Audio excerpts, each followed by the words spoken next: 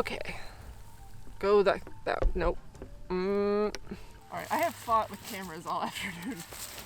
Welcome back to the L1 Garden Vlog. My last update for this was in August, during the warm days of summer. I honestly meant to get another one of these out a lot sooner, but I've been kind of busy and also in a weird time warp, and I don't know what reality is anymore. All that to say, it's decidedly, not summer anymore.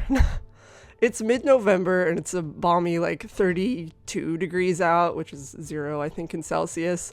With wind chill, it's closer to 26 degrees. Early on the day of the recording for a lot of this, we also had some snow, which is, completely unheard of for this time of year in Kentucky. We normally don't even get any snow at all until, December, or usually more like January, when it suddenly and abruptly dumps on us all at once. But just because it's cold doesn't mean there's not a few projects we can do or plants we can grow. So let's start with a couple updates on some stuff you guys have already seen. My porch is looking a little bit rough right now, to understatement, but I do have a few things out there still. I have the perennial salvia and the annual petunias, which are both still blooming even though we've had lows in the 20s this week. Hilariously, the hardier mums that people usually put on their porches in the fall, those all died. Though that might be more due to my very negligent watering schedule on those. I've also got a new rhododendron plant near the porch that I'm really excited about. It should capture a lot of the rainwater that falls in the corner by the stairs, and it will also provide an evergreen screen as it gets taller. I think it should keep its leaves even through the winter anyway. It's already putting on some new growth and blossoms as well, which I'm super excited for. The tire swing is still going really well. I had a small pollinator garden in the corner with lots of wildflowers, but I think I complained about that in the last vid. It actually ended up blooming for me later in the season. I got a lot of zinnias and saved a lot of the seed heads to replant for next year.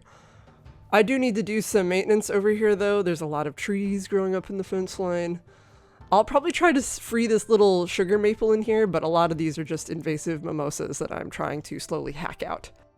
A much bigger update on the other side of the yard. We've extended the driveway behind the garage with gravel. This was a more expensive update, but 100% worth it for a few reasons. One, we have a lot of family who come to visit us, and this will give them a lot more room to park. Two, when it's raining and muddy out, it is now a lot easier for me to get to the garden. I can just walk in the gravel and not have to, walk through 10 inches of mud. I also extended the rock edging that I used on the garden bed near the garage to line the driveway. I repotted all my blueberry plants because they weren't doing so hot last time we did an update. And I also mulched the garden bed to prepare for spring. So that's already a lot of projects to get started. And we haven't even seen the main garden space yet. And it's, okay, don't judge me. I mentioned last time that the weeds were starting to come through, and yeah, that's still kind of a problem. So I've removed the old tobacco fence that I made earlier this summer and started putting down a new layer of cardboard to smother everything again. I think I need to do a much thicker layer of wood chips this time as well. We're talking at least 3 to 4 inches and not just 1 to 2. I've been in contact with 2 arborists to get more wood chips delivered, but until they get here, it's just gonna look a little white trash out here. But what is not white trash are my garden beds. I have 2 raised beds in the garden, and I'm currently growing lettuce, spinach, Brussels sprouts, radishes, garlic, and onions. This sounds like a lot until you see how small some of the crop sizes are.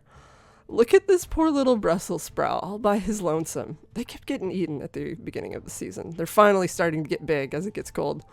The lettuce is doing really well though. So well, it's actually growing in the wood chips next to the garden bed. Remember how I let that shit go to seed? Oops.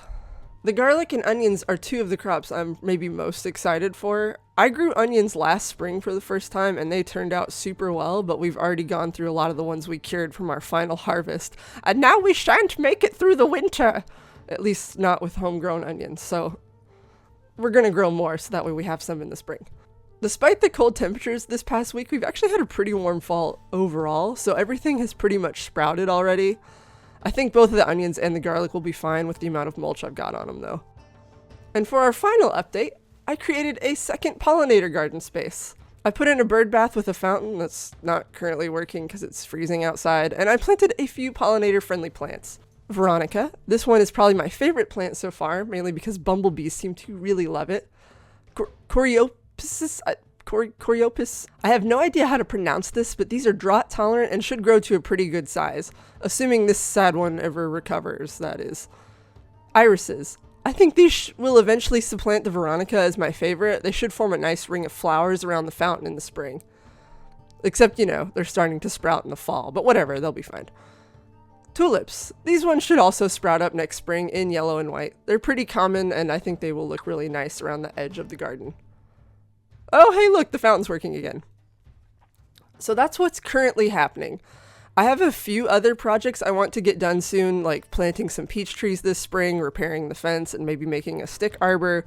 But these are all sort of dependent on how good the weather is. I've also got 2 new garden beds that need to go in. I need to plow in more cow manure into a few areas, specifically for the peach tree. And there's just a lot to get done, but a lot of it, I'm just kind of waiting for the wood chips because that's the biggest thing that has to be done before the spring. For the future, I'm currently working on some longer term plans for the garden, including planting some peach trees, as I mentioned, native shrubs and other things of that nature. But it's still very much in development as I research the plants and figure out what makes sense for my grow zone and our particular land layout. I was looking through some old photos of the land before we got it though, and I'm feeling pretty happy with what we've accomplished this year. A lot of the structural elements are starting to come together, especially now that we have the driveway and like some of the fencing and stuff done. I'm feeling really, really good about it. Anyway, hopefully you guys, enjoyed this very short update. I'll try to do more of these in the future. There's probably not going to be a whole lot to talk about in the winter, but once we get those wood chips delivered, maybe we'll get a fun time lapse of me spreading them out. Ugh, fun. More to come. Thanks for watching. See you guys in the next one. Bye!